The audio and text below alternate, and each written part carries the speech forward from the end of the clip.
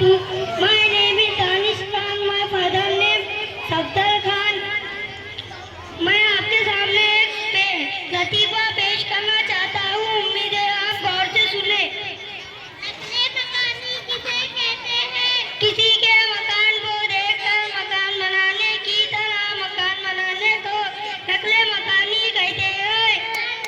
किसे कहते हैं? जिस चीज में साइज रखे जाए उसे साइजदा कहते हैं। दुनिया में चार बड़े आदम हैं, पहला है काज़ी आदम, दूसरा है सिकंदर आजम, तीसरा है मुगल आजम, चौथा है आजम। क्योंकि उसके पीछे 22 लड़के भागते हैं, इसलिए वो फीमेल है।